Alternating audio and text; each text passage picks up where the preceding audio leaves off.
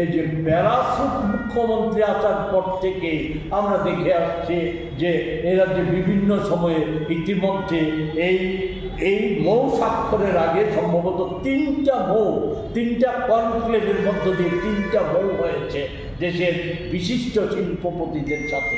সব না জানা গেলে পরেও কোথাও 3000 কোটি টাকার মৌ, কোথাও 1500 কোটি, কোথাও 1000 কোটি, আরও যেটা আম্বানির সাথে নাকি যা হচ্ছে এটা তো এখনো আমরা জানি না যে তাতে কত অর্থ কী কী আর বিষয় আছে এগুলি আমরা জানা নেই। কিন্তু ওই মৌগুলি অনেক গল্প শুনেছি। 3000 কোটি টাকা হলে 2 বছরের মধ্যে 10,000 কর্মসংস্থান হবে। আমাদের সরকারি ক্ষেত্রে হিসাব দিয়ে সময় নষ্ট করতে চাই না। 1 লক্ষের উপর যুবক যুবতী রাজ্য ছেড়ে কাজের জন্য চলে গেছে।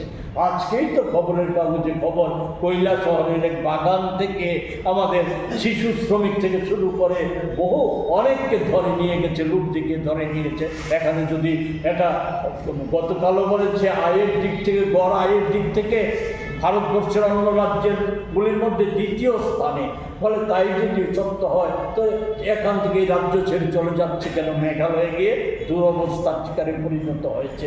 এগুলি আমি আর সেভাবে উল্লেখ করতে চাই না। এই মৌ সম্পর্কেও, এই বিষয় সম্পর্কেও রাজ্য সরকার শ্বেতপত্র প্রকাশের দাবি আমরা রাখছি।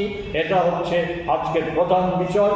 এর সাথে যেহেতু সুযোগ হয়েছে আমরা আপনাদেরকে জানিয়ে দিতে চাই যে আমাদের আগামী 28শে ডিসেম্বর আমাদের ভারতীয় জাতীয় কংগ্রেসের প্রতিষ্ঠা দিবস। আপনারা জানেন সকলে যে 1885 খ্রিস্টাব্দে বোম্বেতে আমাদের প্রধানত সাম্রাজ্যবাদ বিরোধী এবং সাম্প্রদায়িক সম্প্রীতি রক্ষা, অস্পৃশ্যতা দূরীকরণ, আমাদের জাতিভেদ প্রথা দূরীকরণ, সমতা, গণতন্ত্র, ধর্মনিরপেক্ষতা এই বিষয়গুলিকে সামনে রেখে জাতীয় কংগ্রেস তৈরি হয়েছিল, যার আপাত লক্ষ্য ছিল দেশ স্বাধীন করা এবং পরবর্তী সময়ে এই নীতির ভিত্তিতে দেশকে গড়ে তোলা। সেটা আজকে 141তম বর্ষ পূর্ণ হতে যাচ্ছে আগামী 28শে ডিসেম্বর।